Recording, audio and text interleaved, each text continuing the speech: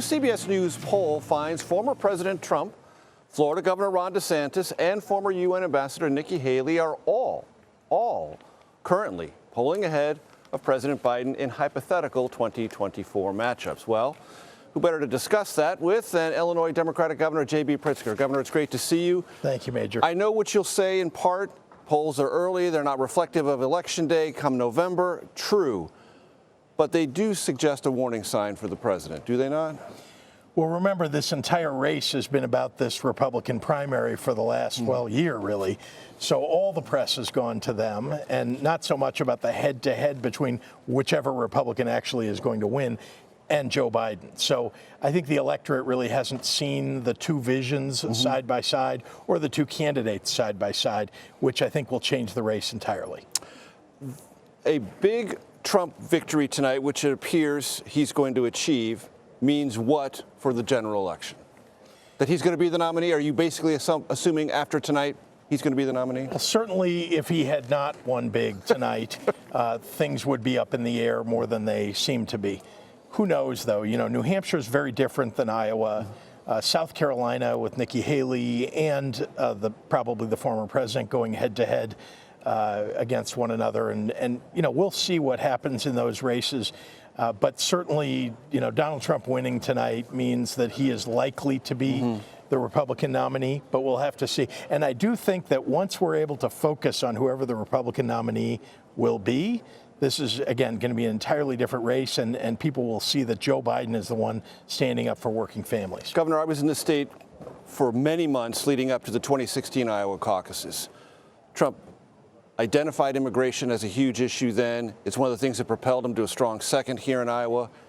I don't need to tell you he's concentrated on immigration a great deal. I want to bring up something that's reflective of tonight's entrance polls here among Iowa Republicans, listing their issues in order of importance. The economy, 37%. Immigration, 34%. Among Trump supporters, 42%. Illinois and the city of Chicago has had to deal with the immigration issue most recently, as have other cities, New York, Washington, D.C. How do you see immigration playing as a wedge issue in the general election? Well, I think it'll be an important issue to people, and people need to recognize that Democrats have been at the table looking for comprehensive immigration reform and border security for years now. I mean, literally decades. And Republicans are the ones unwilling to come to the table to negotiate and get something done. Once again, they're backing away from the table, it appears, in Washington, D.C. So unfortunately, I am not confident that we will see any kind of reform. And once again, it's the Republicans unwilling to work with the president. Right. But, Governor, you know that polling data reflects this, that there are Americans, even independents, who say they can discern a difference in Biden and Trump policies when it comes to immigration. How many people come in, how many asylum claims come into the United States, either with times to report later, and they just feel that the difference is so pronounced and something that they are no longer comfortable with. That is something that's within the president's ability to change, is it not?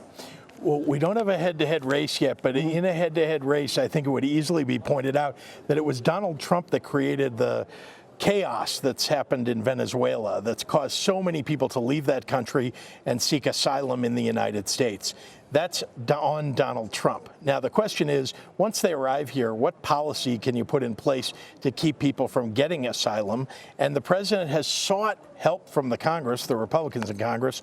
They're unwilling to work with him. So in the end, when we get to it, when there's a head-to-head race here, I think this will be pointed out to people, and they'll understand it's been Donald Trump and the Republicans that have kept us from having true immigration reform. Do I hear you correctly, Governor, saying that on immigration, President Biden can fight it to a draw or actually win on the immigration issue?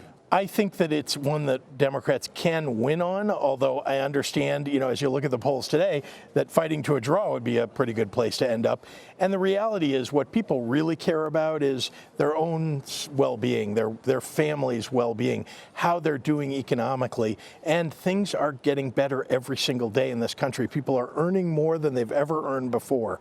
We have higher wages, and those wages are above inflation. Inflation's going down. Gas prices are going down. We have, frankly, the best, most energy independent nation that we've had ever.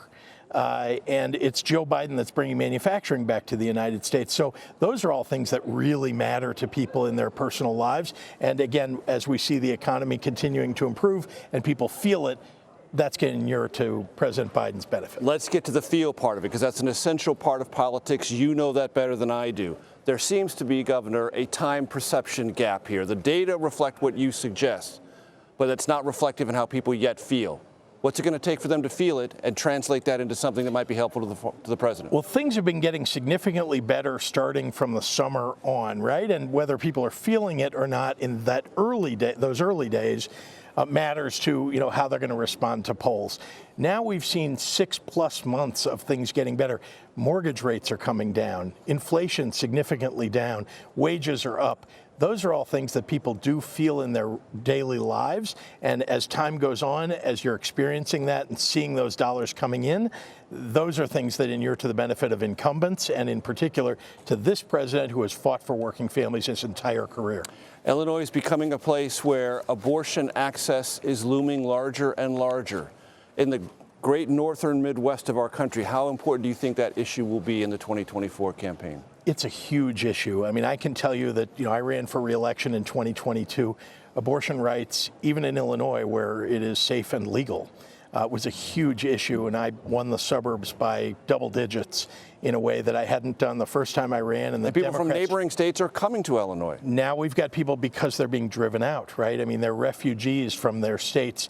You've got governors like Kim Reynolds who want to basically do away with abortion. Here in Iowa. In Iowa and in Missouri, and look at every state around Illinois, Kentucky, Indiana, Wisconsin. All of those states have restricted abortion rights, and so people who are just seeking to exercise fundamental rights have to come across the border into Illinois in order to exercise those. But we protect them when they come to Illinois.